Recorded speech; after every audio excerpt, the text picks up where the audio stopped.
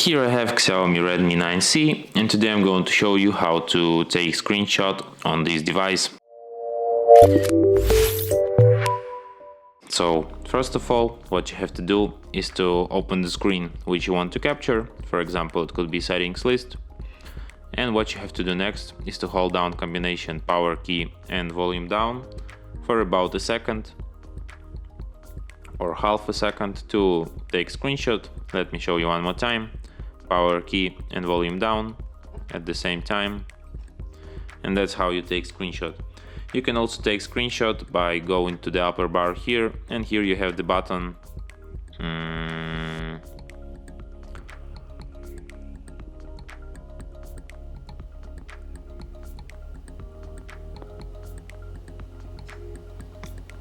screenshot.